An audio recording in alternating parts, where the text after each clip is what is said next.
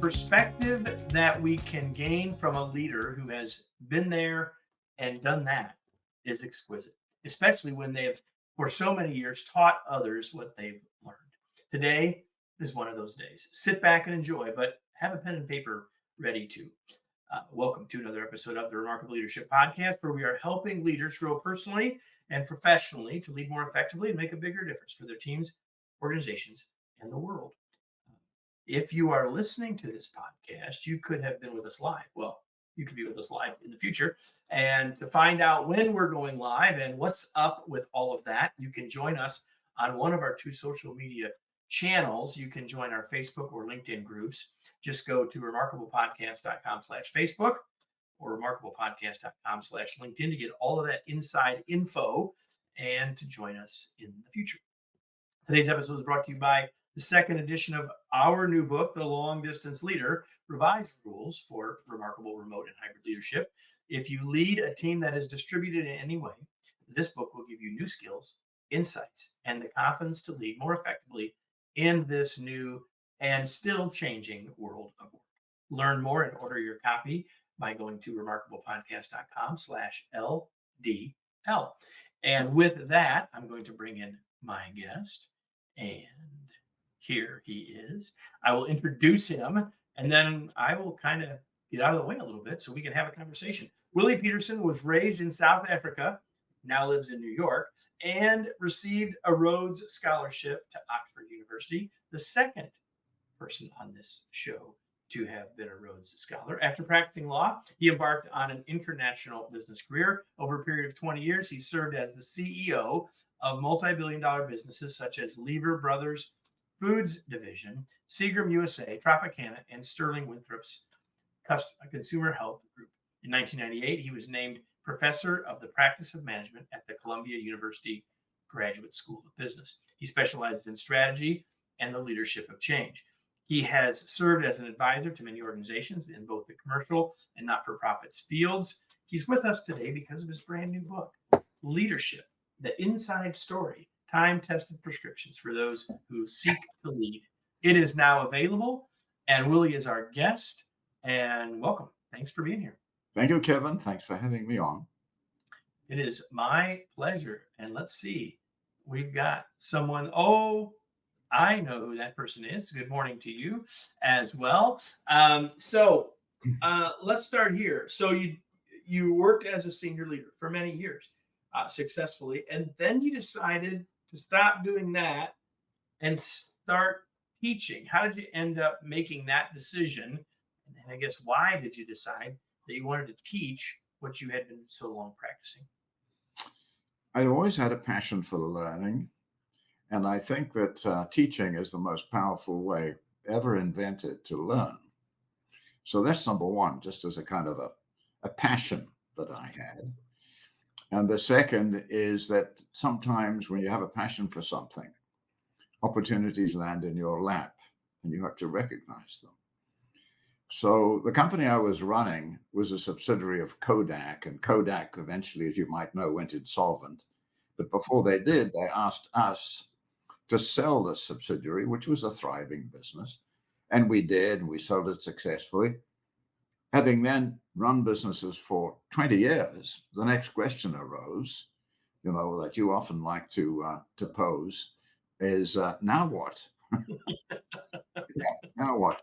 And so I thought back a little bit to a visit that the dean at Columbia Business School had paid when I was running Seagram's USA business.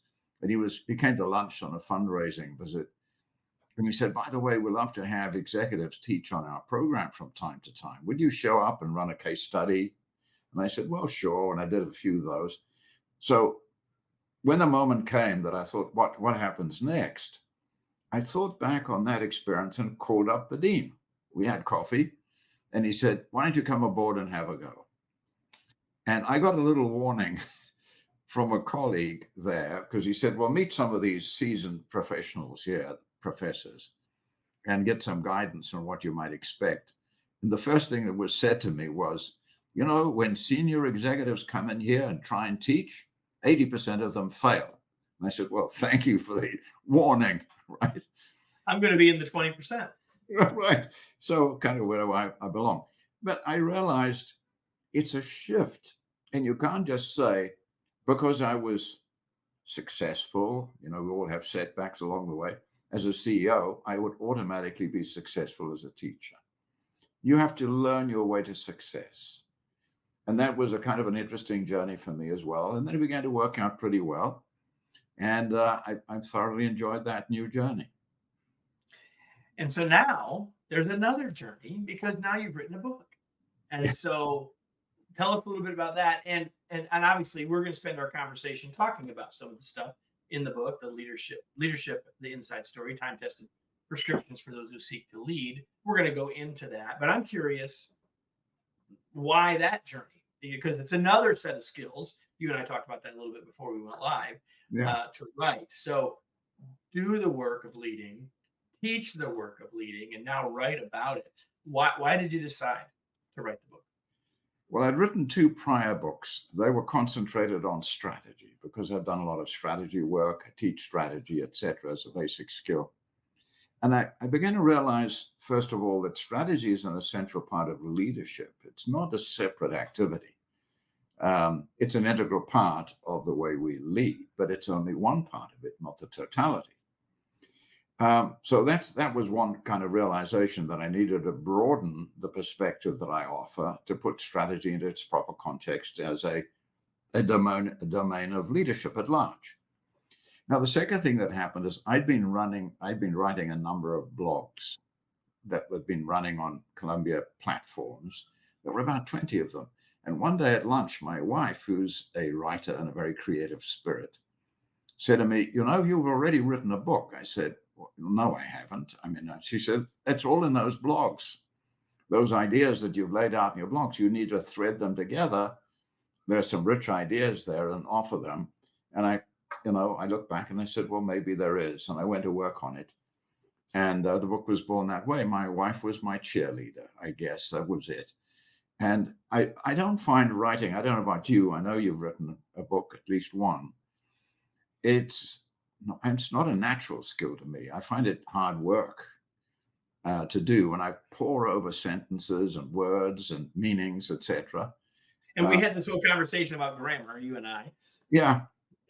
Yeah. So anyway, I always say it's like giving birth to an elephant. It's much more enjoyable to see the end product than to actually go through the process of writing it. But anyway, there it is. It's done. And it captured all this material from what I call my lifelong learning laboratory. What I learned growing up in South Africa, what I learned about growing up under the apartheid regime there, what I learned about kind of viewing something with a mind that had been imprinted at the beginning as a child, was what seemed to be that's the way the world worked, separation of the races, and then learning gradually and overcoming that kind of locked-in bias. That was one sort of learning laboratory, and gained a lot of inspiration and learning from Nelson Mandela and what he did to achieve a peaceful transition to democracy in that troubled, race-driven country. Then the next learning journey, of course, part of my learning laboratory was being in the action field like you were when you worked at Chevron and so on. Yep. Actually doing it and running into realities, figuring out how to do it better, realizing you don't know it all. You have to keep learning and learning from other perspectives. And then, of course, the learning laboratory of actually teaching and consulting with a number of businesses. So, I've been lucky to have that kind of laboratory of learning that is kind of like a kaleidoscope, encompassing a broad range of perspectives and issues, and then bringing that together in the book. Well, with that context, that tells us a little bit about the book. We've gotten to know a little bit about you, Willie, in the last few minutes, which is fantastic. And what I want to do is just sort of pick out a few of the things in the book that I thought were interesting and useful, but I thought that would lead to a fruitful conversation for the two of us. So I'm just going to sort of poke around and pick around at some ideas there. But before we do that, and I don't know that you answered this question in the book. I don't recall it specifically, So I'm just going to ask you this sort of big picture question first. What do you believe the most important work of a leader is? What's the most important work of a leader? People work. Leadership is about people. Management is about things. I I learned a key lesson early on in my very first appointment as a CEO. I was young. I was part of the Unilever group. I was put in charge of the foods business in South Africa. I'd practiced law prior to that, and I had a kind of very logical way of thinking. And I had started off with a kind of a theory of how it all should work. I regarded running a business like a game of chess, making all the right moves, doing all the analytical work, thinking about brand positioning, profitability ratios, and all of those kinds of analytical issues, stringing the logic together and believing that if you just express the logic to everybody, they would simply get very excited and follow the logic. After 3 months doing this role, my boss, CJ van Jaarsveld, wonderful guy, he was the chairman of the group, called me into his office and said, Pietersen, what has surprised you in your first 3 months as a CEO? What a great question, by the way. Go ahead. Wonderful question. Yeah, wonderful question. And I said, CJ, I was really amazed at how much time I've needed to spend on people issues, motivating them, making them feel relevant and important, including them, engaging them in what we're doing, getting buy-in from them, inspiring them. And I realized that just logic doesn't get me there. And first of all, he looked at me in a kind of a lingering way, and then a smile broke out on his face, and he said, Pietersen, welcome to leadership. That was my first, and I feel like monumental lesson, that it's about the people. And if we don't understand that, it's not about exercising power. Leadership is about service. And it's not about just making great decisions and expecting people to follow them. It doesn't work like that. So everybody, listen to Willie say that, and this is a guy who teaches strategic work. So like that, so hook those two things together, right? Because you start out by saying, hey, it's about playing chess, it's about making the right moves, it's about the strategy, and that's where you spend a lot of your time teaching and consulting, and yet connect that back to the people too. It is. Now that leads me to the next step here. Realizing this importance of the people issue, realizing that you also need to be a good strategic leader. I began to construct a model, if you like, of what leadership essentially consists of. And this is under the kind of heading that if we want to be really good at something, we must really understand what it is, give people a kind of a good fundamental understanding of what leadership is. And this is a Venn diagram that explains that leadership really consists of three essential domains. There it is in the book. Quite right. Thank you very much, Kevin. Yeah, you have it up there. And the first domain of leadership is leadership of self, is deep self-knowledge and being grounded in a set of principles that are morally sound, that guide your actions and inspire others. And this is the source of your leadership. It's kind of permission to lead. And this is, if you like, the foundation of your character. This is about self and understanding who you are, what you really believe in, and being steadfast about your principles. Second domain of leadership is strategic leadership, giving the organization a clear sense of direction, a winning way, and a shared set of priorities for success. You can't lead without that. And the third domain of leadership is interpersonal leadership, is bringing out the best in others. What I found useful about this is it makes us very intentional and say, well, we need to integrate these three domains because our role is to be integrated leaders. And if one of these domains of leadership is deficient in some way, it interferes with the totality. So it makes us very intentional about it. It's also a great way, I find, a diagnostic tool to reflect on our own effectiveness. Where are we falling short? Where should we put the pressure? And then we all need feedback from others, because we've got blind spots.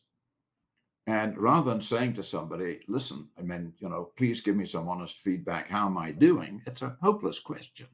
It's too big a question. How am I doing? Fine. All right. Thank you. So giving them the structure, saying, could you tell me, how am I doing on the personal leadership? Are my values clear and transparent to everybody? Am I consistent in my application of those? Am I very clear on strategic leadership? Is it expressed with simplicity? Did I engage people in creating the strategy? And the third is, how about the interpersonal aspects of leadership? How am I doing at that? So it enables people to give much more constructive feedback as well. 100%. So there's been like 3 times now that you've hinted at one of the skills that takes to be a highly effective leader, and that's asking the right questions. And we're just talking about that in terms of asking questions that give you a better chance of actually getting useful feedback. But I'm curious, there's a chapter in the book about this, but like, what are a couple pieces of advice you have about asking the right questions in any given situation? Yeah, this is huge. And I'm a great fan of Socrates here, because he turned the world upside down in terms of the way we learn. Prior to Socrates, the Greek philosopher, there were these characters called the sophists, who roamed around Greece and taught people the art of rhetoric, how to express yourself with, very impressively and persuade others. Socrates had a look at this and said, that doesn't work for me. I don't learn anything by repeating what I already know, and the audience doesn't learn much from what I just push at them. His mother was a midwife, and he looked at that as a metaphor. And he realized that she didn't give birth to babies, but she facilitated their delivery. Yeah. And he said, well, we're all looking for the best ideas. I'm a facilitator of delivering the best ideas. I don't offer them myself. I facilitate them. Now, I think that's a huge idea. And stepping back, I think we can say that everything we know in the world, in science or in general knowledge, comes from a question somebody asked. It doesn't just drop out of the blue sky.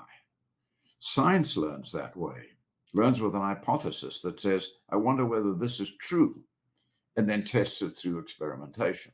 Always start with a question.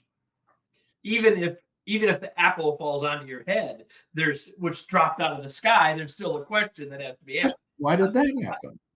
I love that metaphor of facilitating so very much. And when you think about being a facilitator, whether it's a pure facilitator or a facilitative leader, it all drives back to the process, making it easier for things to happen, which is the root word of to facilitate, is to make easier. And perhaps the single best way to do that is with the right kinds of questions. Is there a specific situation where you think leaders could be better, generally speaking, at asking questions? Because there's lots of places we can do it, right? Is there a time or a place when you're seeing leaders aren't as good at it as they really need to be? Well, the right questions help people learn and give them enthusiasm for learning. They're not designed to trap people and expose ignorance. Now, I used to practice law, and questions in a courtroom, a cross-examination, are used as weapons. They're there to expose this kind of inconsistency, lying, whatever the case might be, lack of memory. Now, the kind of learning questions we're talking about are the opposite of weapons. They're invitations to learn. And having this skill and avoiding those kind of what I call gotcha questions, we're all familiar with them. You go to a meeting and you present something and you've been working on it for weeks, and there's a little gap in the logic, and somebody wants to outsmart you and says, but you haven't done an ROA calculation on this. And oops, I'm sorry. And now I'm on the defensive. I'm not going to learn anything. So instead of saying something more open-ended and inviting, is to say, what more do you think we need to know about this to enrich the information that we've got to make a better decision? What more do you think that we might do here? And invite people to have a discussion and gently lead somebody towards that conclusion to make them feel they're part of finding it. So it becomes a kind of a joint effort, a participative process. Now, I'll give you an example of a kind of question like that. And it's an example from the American War of Independence. For non-Americans on this podcast, my apologies, but it's a brief example. America fought a war of independence against the British rule. There were 13 independent colonies here at the time. There are now 50 states and a republic. And George Washington was given the role of leading this disparate set of forces that all had their own militias. They'd never trained together. They didn't even have the same uniforms. He pulled them together, but they were heavily outmatched because the British were the most formidable fighting force in the world at the time. And not surprisingly, in the early stages of this War of Independence, the American forces were on the back foot and kind of losing rather badly. So he sat down to take stock of this with his senior officers. This has all been expressed in journals from people involved at the time. Apparently, they sat around a campfire and he said, okay, we have to address this question. We're losing right now. We're not winning. Now, here's the question, he said. How can we defeat the British? We've tried this, we've tried that, we've tried the next thing. I want ideas. And the ideas came and people challenged each other, but none of them were practical. Each idea that came up, people said, that can't work because of this or that. And then eventually, after all this intense mental engagement and creative process, somebody said, I think we're asking the wrong question. How can we defeat the British has no good answer. The right question is, how can we avoid losing? And that's the question that won a war, because that gave rise to a whole new strategy of commando raids, surprise raids on the British columns, and rapid withdrawals before taking losses on the assumption, with the expectation that the British would get exhausted and go home. And they did. Pretty much what happened at the end of the day. With the help of the French on the final push. Thank you to France. But it was that strategy. Now, there are many other examples of this kind of good question that leads to great outcomes. But that's one that sticks in my mind. And it didn't just come, what question should we ask ourselves? Well, the question is this. It came from a lot of intense engagement and thought and creativity, got the juices going, and then ultimately out pop this breakthrough question, if you like. That's the process of learning. The leader doesn't necessarily have to have the question. The leader has to create the environment. Here we are. And the opportunity yes. for the question to emerge. Yeah, Washington was the midwife. He didn't come up with the question. One of the others did. He was the midwife that facilitated the delivery of the question. I didn't know George clearly. I'm not sure he would have loved that analogy. I mean, I'm sure he would have loved where you had it ended, but calling him a midwife, I don't know about that with George. Exactly. Let me withdraw that comment, George. Yeah. So I want to ask you a question, because when you write about this, we are in complete lockstep, and I'd like for you to talk about this for a second. The word is priorities. Yes. And the question is, how many? How many is the right number? How many is too many? We all talk about priorities. I sometimes say to people in a seminar, what's more important than your priorities? And they talk about all kinds of things. And I said, look, the answer is nothing. Because if something else is more important, then that's a priority and not this. So this is a big deal. When you say there's nothing more important than this in terms of creating leverage, and it's the 80-20 rule typically, so it's a hard thing. The very, very few, 20% of the strongest leverage points create 80% of the output, right? It's not 50-50. So priorities are pretty important. Now, we have to have shared priorities if we're going to have a winning team. You can't just say to people, these are the priorities, follow them. You have to engage people in it to say, here's our winning game. That comes first. Here are the priorities that help us to succeed. Now, there was received wisdom that was alive and well. Still, in many quarters, I see it happening. People say no more than 5 priorities. Now, there's a whole history about where that came from, and I won't go into that, right? But it gave rise to a kind of a myth that 5 priorities is the right number. You don't exceed 5. And I found something in my workshops that when I was working with a team on strategy, and we came to the time to define the priorities, I say no more than 5. And they get to 3 or 4 and they say, what else is there? What else is there? I'm saying, what a pathetic. No. No, that's not the issue here. The question is what's important, not what else is there. And I realized I was the sinner. I had anchored their thinking on 5. And when once I'd done that, they felt my work's not done until I get to 5. So I began to fret about this. Then I read this tremendous piece of research by a guy called Nelson Cowan from, I think, Missouri State University. A very, very thorough piece of research. And he developed a concept called working memory. Is the number of things we can retain in our minds and function effectively at the same time. And the conclusion he arrived at, and this is pretty rigorous research, is it's 3, maximum 4. 5 is the wrong number. And it's not a linear decline in effectiveness, it's exponential. Yep. So if you go more than 4, it tends to be a wipeout. Now, here's the test, and I've seen it happen. As a leader, you say, okay, this is our winning game. And, as you like to say, well, now what? Well, these are the priorities for success. And if they say, well, it's 1, it's 2, it's 3, it's 4, and where are my notes? You've lost the plot. So the key thing is to have these, I think 3 is great because it's separating the important from the unimportant. That's very hard to do. And if you go to 5, you've copped out on that task. You're saying, oh, well, they're all important. That's just not true. So I now urge people 3, maximum 4. And if you have 5, if you have 6, if you have 7, you don't have any. You don't have any. Literally, you're in the jungle, and you've made a statement that says, "I'm lost in the jungle. I don't know where the hell we are." If you go this, we go any of 7 directions, Yes. and that may or may not. It's probably not going to be the right answer. I'm pretty confident, and having read the book, I was pretty confident this would be true, that you and I could have a long and enjoyable conversation, and yet neither of us have all day.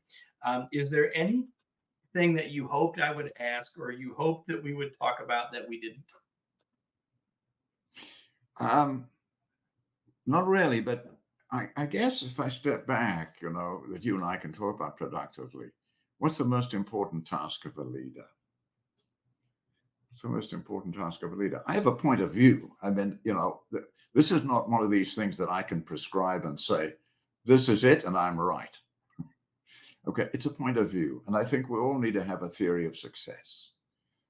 And I think the most important role of a leader is to ensure the continuation and survival of the organization that he or she leads, which means the most important task, and it's a Darwinian imperative, is to create a learning organization that is constantly able to sense and understand the factors in the external environment, where that's where the competition occurs, and then mobilize your internal resources to create the external impact. So be a learning organization, and that's an outside-in task, not inside-out. Yeah, 100%. I'm going to shift gears before we finish and ask a couple of questions that I ask all of my guests. And the first one is this: what do you do for fun? I walk and I read a lot. And I love having my dogs with me when I walk. Dogs teach us all kinds of things. We didn't get there, everybody, but when you order and get your copy of Leadership, The Inside Story, there's a whole chapter about what he learns about leadership from his dogs. So if you are a dog lover, it's one more reason why you need a copy of this book. So you walk and you read. So what are you reading right now? I read a lot in philosophy. I read a lot in astrophysics and in evolutionary science. So I read a few business books, not many, to be honest with you. I get nourished by these other ideas. I love big history, taking things from the beginning right through the sweep of history rather than 14th century history or British history, whatever it is. And I love the writings of a guy called Harari, I think it is, Yuval Harari. I recommend the book called Sapiens that he wrote. And then he subsequently wrote 21 prescriptions for the 21st century, which I've just finished reading. So those are books that I think would be great for anybody to look at. And then finally, if I can add one more, Thinking Fast and Slow by Daniel Kahneman. It's a big book to read, but it's a great read if you want to understand the biases that can sometimes derail our thinking. 100%. I have not read 21 prescriptions for the 21st century, but I have read the other two, and they will all be in the show notes, everybody, for you all, as well as Willie's new book, Leadership: The Inside Story. Where do you want to point people? Where can they learn more about what you're doing? Where can they get the book? Where do you want to point people as we finish up? Well, the book is available on Amazon and Barnes & Noble online, and the other retailers that sell books online. It's available from there. And my website has got all the information on my various writings and blogs. It's williepietersen.com. So it's all there. Put it up there. It's Pietersen, Ietersen, Willie, Pietersen.com. That's the South African spelling, I presume, to add the I in there. Willie, we'll wrap up here in a second, but you've mentioned it twice, the question that I always ask those who are here, and the question is, now what? Because I promised up on the front end, everybody, that you get the chance to sort of bask in the wisdom of someone who's been there and done that multiple times for many years. And so my challenge to you is, what are you going to take action on from what you got in the last 30 minutes or so? Because if you don't take the action, the value of this drops exponentially. So I hope that you will do that. And Willie, thank you so much for being here. It was a pleasure to have you. I enjoyed our time immensely. And I wish you all the best with the book and everything else. Many thanks. It's been my pleasure. Thank you very much, Kevin. And so everybody, we'll be back next week with another episode of the Remarkable Leadership Podcast. Hope you'll be back. Join us. Hit the subscribe button wherever you are hearing this from so you don't miss the next episode. Tell someone else to join us, and we'll see you then. Thanks so much.